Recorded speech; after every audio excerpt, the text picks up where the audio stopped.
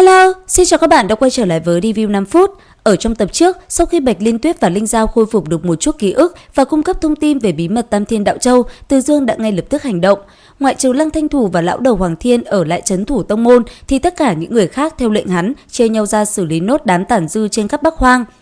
Linh Giao và Bạch Liên Tuyết rất nhanh đã trở nên thân thiết, bởi vậy việc tìm hiểu về bí mật động trời kia giao cho bọn họ điều tra. Lần này, Từ Dương lựa chọn đặt chân đến vùng đất của quỷ, khác với những lần trước, đồ đệ hắn đem theo đến nơi thần bí kia chính là Khổng Viêm. Nơi này không hề có hệ thống quản lý theo quy định và hệ thống trưởng thành như các môn phái của loài người, mà là tập hợp của vô số yêu vật từ các khu rừng yêu ma dài hàng nghìn dặm trong bang để tạo thành một địa điểm tập hợp. Ngoại tộc rất ít tiến vào hang ổ của khu vực vạn yêu ma, nơi này được coi là đại cấm địa của toàn bộ Đạo Châu, bởi vì yêu ma đối với tu sĩ thuần nhân loại không mấy thân thiện. Đại khái có hai loại yêu ma, một là các chủng tộc khác tu luyện ngược trời, kích phát lực lượng tà ác ở sâu trong linh hồn, có thể coi là lạc lối, cuối cùng rơi vào ma đạo. Cái khác sinh ra là có yêu tộc huyết mạch, nhân tộc, thú nhân cùng các loại tinh linh đều có yêu ma huyết mạch tiếp tục. Sau đó có đủ loại kế thừa huyết thống trong hang ổ vạn quỷ, nơi hỗn hợp của cá và rồng, và có hàng triệu chủng tộc yêu quái riêng lẻ được lai tạo. Không lâu sau, hai sư đồ đã đặt chân đến thánh địa ma quỷ, điều làm cho Khổng Viêm thất kinh chính là ma khí nồng đậm ở nơi này đều được lão tổ của mình hấp thu hết thảy.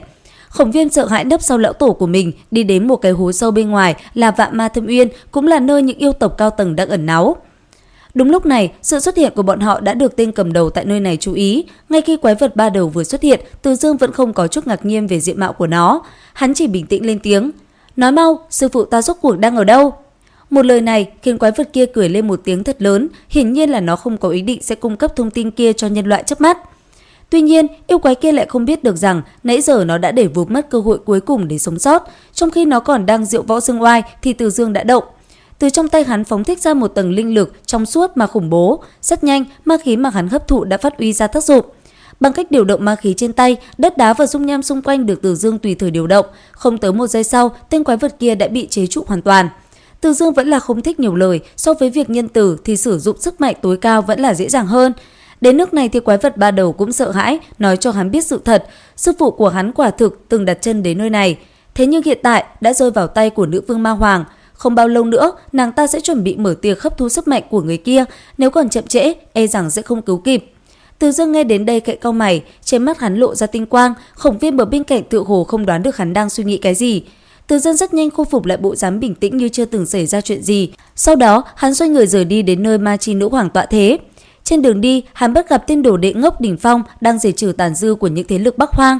Không thể phủ nhận rằng tên ngốc này bình thường ham chơi, nhưng thủ pháp xem ra đã có chút tiến bộ, mà bên cạnh Khổng Viêm như khắc tinh của hắn không nhịn được mà buông ra vài lời khiêu khích.